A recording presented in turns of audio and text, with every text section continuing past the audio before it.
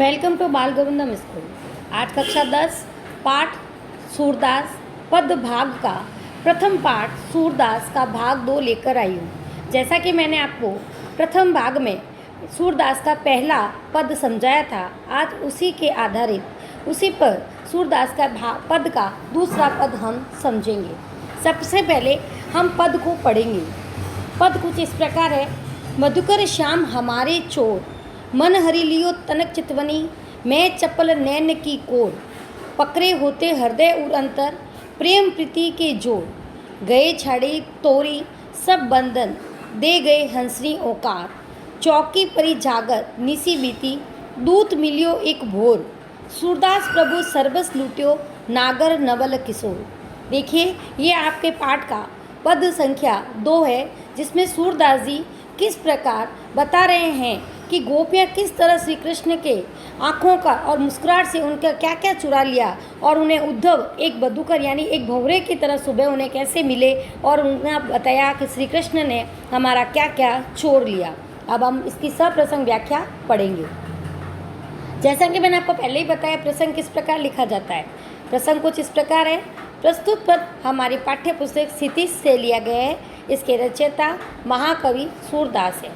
सूरदास ने यहाँ भ्रमर गीत का भाव प्रकट करते हुए गोपियों के समर्पण भाव को व्यक्त किया है कि गोपियों ने कृष्ण द्वारा अपना मन चुरा लिए जाने के बारे में उद्धव से अपनी पीड़ा व्यक्त की। जैसा कि पद में बताया गया है कि जो उद्धव जी हैं जब आते हैं तो कृष्ण गोपियों से जब बातचीत करते हैं तो गोपियों ने क्या क्या कहती है और कैसे बताती है कि कृष्ण ने उनका किस तरह से उनके हृदय से उनकी सब कुछ उनका चुरा लिया। तो व्याख्या कुछ इस प्रकार है। सूरदास जी कहते हैं कि गोपियों ने उद्धव को बताया कि हे मधुकर श्याम, श्री कृष्ण हमारे बड़े चोर हैं। उन्होंने अपने चंचल नेत्रों की कोर से हम पर थोड़ी सी दृष्टि डालकर हमारा मन चुरा लिया है। जिस मन को हमने अपने हृदय में प्रेम और स्नेह के प्रभाव से जोर से पकड़ रखा था, हमारे उस मन को अपनी मुस्कुराहट की थोड़ी सी रिश्वत देकर सब बंधनों से छुड़ा ले गए। हम अपना सब कुछ छिन जाने पर तो चौंक गई, जैसे सपने से हम जाग गई और रात बीत गई हो, तथा एक सवेरे आप जैसा भंवरा एक दूत के रूप में हमें मिला हुआ है। सूरदास जी कहते हैं कि चतुर नवल स्वरूप प्रभु श्री कृष्ण, आपने तो गोपियों का सब कुछ ही लूट लिया, जिससे मानो गोपियों बेबस हो गई और आपकी भक्ति के प्रेम में डूब गई है। यहाँ आपको मैंने पद का व्याख्या सहित सप्रसंग व्याख्या सहित वर्णन किया है। अब इस पद में विशेष क्या है वह बताती हूँ। ब्रज भाषा युक्त सहज व सुंदर शैली भाषा है। यहाँ अनुप्रास और रूपक अलंकार का प्रयोग हुआ है।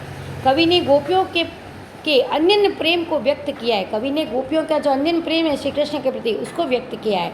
सूरदास ने गोपियों के मन में बसे श्री कृष्ण के प्रति अपूर्व प्रेम को प्रकट करते हुए उनकी प्रेम पूर्ण भक्ति का भाव दर्शाया है।